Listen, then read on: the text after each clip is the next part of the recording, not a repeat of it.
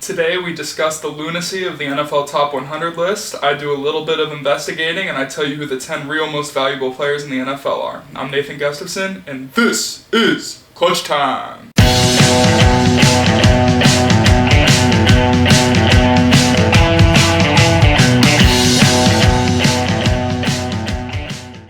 So let's start off getting a general understanding of how the NFL Network actually comes up with this list. So it starts out, they're supposed to get votes from every player. The list is entirely voted on by other players.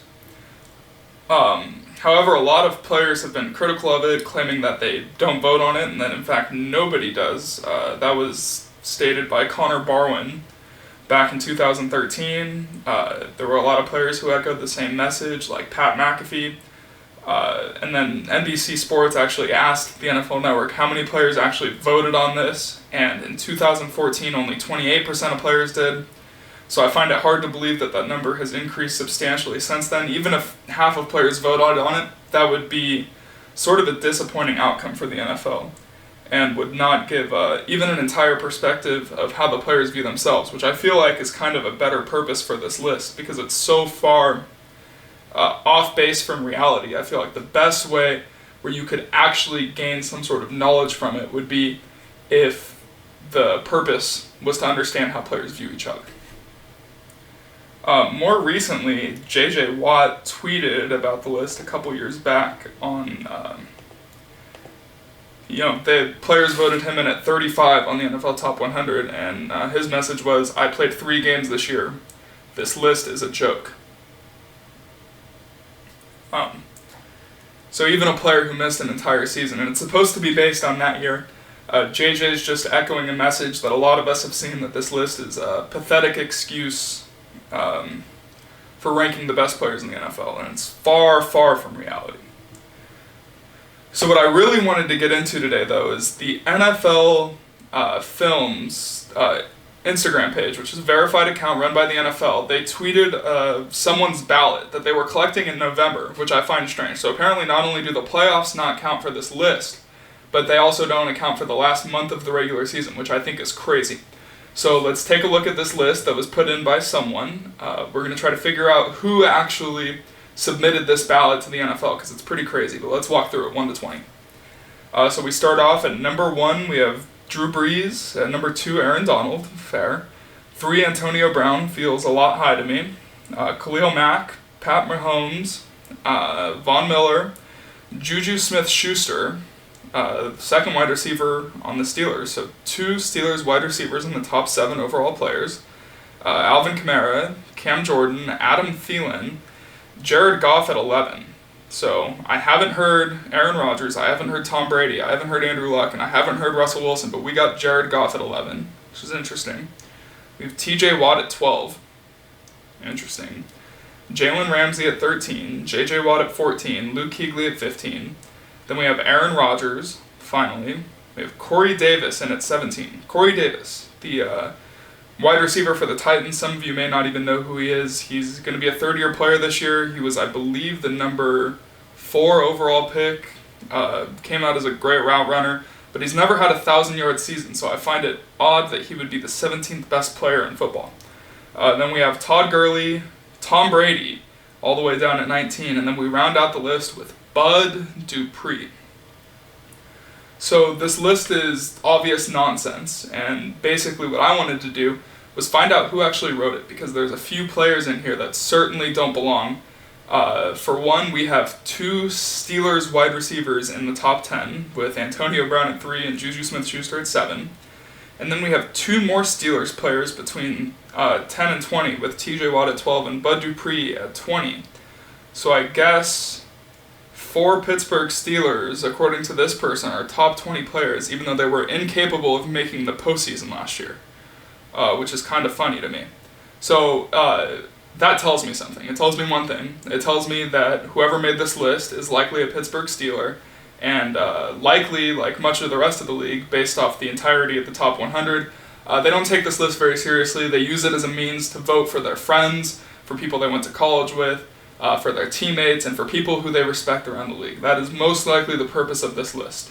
They should rename it the Most Liked by Colleagues list, or the NFL crap show most beloved by the league list. Don't call it the NFL Top 100 because it's nonsensical crap. So let's see here.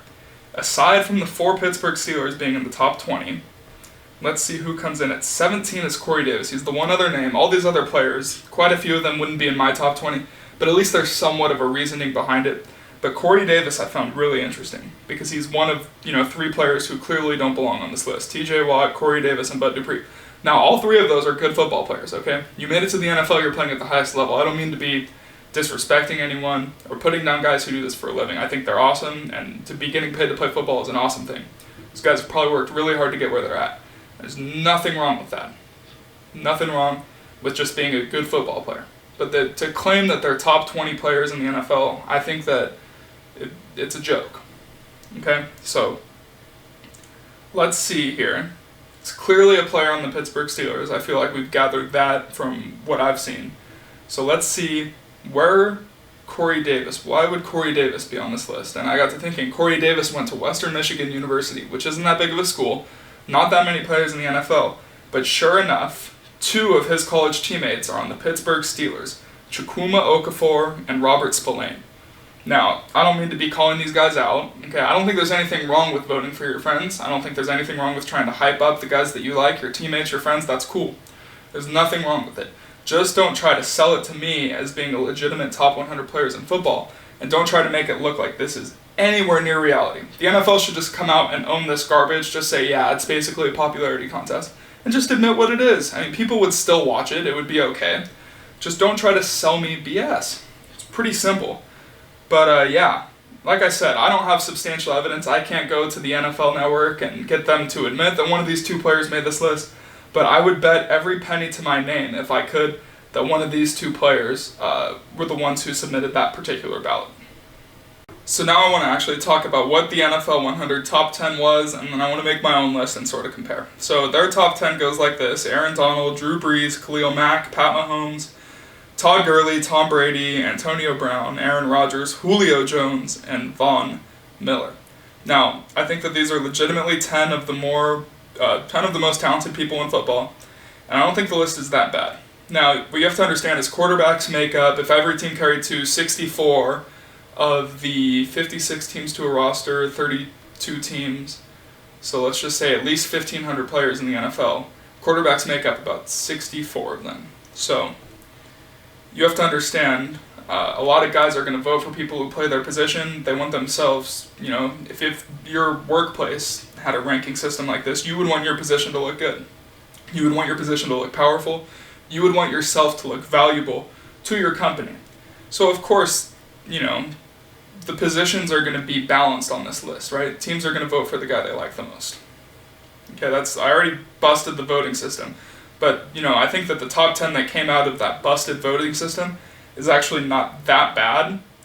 But if we were asking like GMs, it would look nothing like this. And that's because the players want themselves to look valuable to an extent. Obviously, there's going to be a lot of voting for teammates and friends. And those teammates play a wide range of positions. But in reality, the 64 guys that play quarterback in the NFL, if each team carried 2, there's probably a little more than that. Quarterbacks, certainly hold more value than any other position, and that's not even close. That's a landslide. So let me give you an example. Number 7 on this list of the NFL top 10 out of the top 100 is Antonio Brown. Now, my guess is the Steelers make the playoffs this year after they didn't last year when they had Antonio. And don't get me wrong, I think he's a top 10 receiver ever. He's had an excellent career. The numbers that he's put up are outstanding.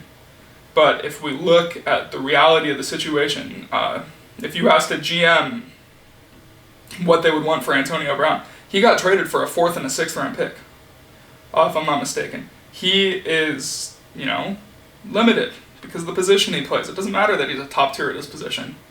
Look what the Niners robbed the Patriots, giving up a 2nd for Jimmy Garoppolo, who hasn't even proved himself yet. You have to understand that quarterbacks are inherently more valuable in football than receivers in today's game. Second most is pass rushers. They're able to affect the game the most. Okay, so I just want to give context as to why the list looks the way it does and why certain players are off of it. Now, what I'll give you is the 10 most valuable players in the NFL, according to me. This 10 is not, you know, based on needing my position to look good. It's not based on who my friends are in the league, because I'm not in the league. This is just the 10 most valuable players. If I was a GM in the league, these are the 10 guys that I would pick in order. The list is based off last year, keep in mind, so I'm going to release a quarterbacks tier list later in the week. That will be based on what I expect this year. There will be a predictive element to that. This list is purely based on last year, so I'm going to give you who the 10 most valuable players in the NFL were last year.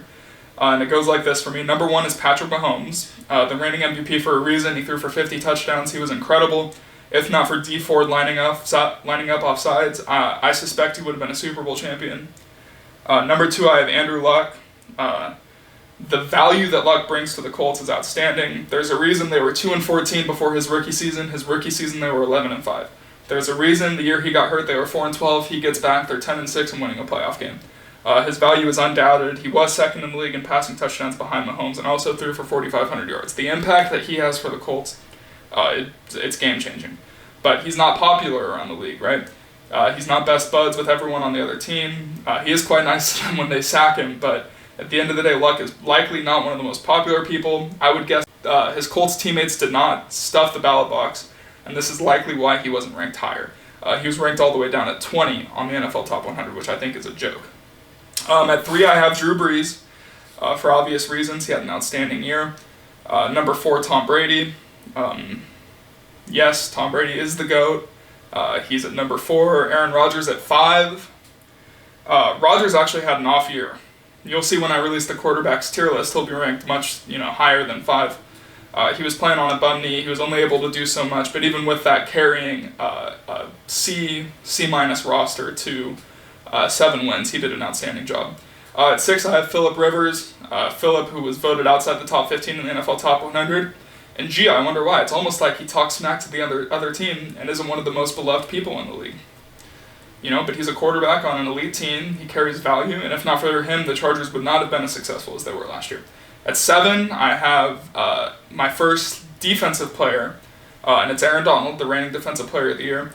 Here in this spot, he obviously affects change. The Rams' defense, I don't think, could function without him. He's huge and an integral part of the Rams' success. At 8, I have Russell Wilson, who was all the way down at 25 on the NFL Top 100, which again is obviously a joke. There's no way that a quarterback who brings this kind of value to his team could be ranked all the way down at 25. Even with a moderate reliance on a running game, Russell Wilson affects the game on third downs in the fourth quarter. Unlike almost any other quarterback, he is outstanding, and there's no way that he could be outside the 10 most valuable players in the NFL. At 9, I have Khalil Mack. He was the best defensive player on the best defense in football. A defense that I feel carried a poor quarterback and an average running game to the playoffs, and for that reason I have to give Khalil Mack the 9th spot on this list. At 10, I kind of wanted to have a non-pass rusher quarterback just somewhere on here. And I think the most valuable one of those two positions in the NFL is Julio Jones for the Falcons. He creates a lot of space for the other speed wide receivers that they have. He is the best wide receiver in the NFL. He affects the game instantly. He demands attention from the defense. Also tied at 10 on here, I put Von Miller, who is an exceptional pass rusher and one time a Super Bowl MVP. And since then, he hasn't really fallen off. His team has. But that is roughly the 10 most valuable players in the NFL last year. Now, I'm not saying that Saquon Barkley isn't electrifying and fun to watch and has a chance to go down as one of the best running backs ever, but the way Saquon can affect a game is limited compared to, say, Drew Brees or Tom Brady. Okay? Even though they're older, they're boring, they throw a lot of 5-yard out routes, the way they affect the game is much greater than Saquon ever could. It's much greater than Jalen Ramsey could. Okay, Jalen Ramsey's a lockdown corner. I think he'll be the best in the NFL this year. I think he was top 2 last year. But at the end of the day, Jalen Ramsey is limited in ways he can affect the game when Blake Bortles is the quarterback. It's a quarterback league. You've heard that before. And that's the reality of what the NFL is today. Alright everyone, I hope you enjoyed this show. Please tune in again tomorrow. I'll be releasing a video on the outlook of the MLB following the trade deadline. We'll give you our first baseball video, and I'll tell you who the favorites are to make the World Series. Thanks for watching.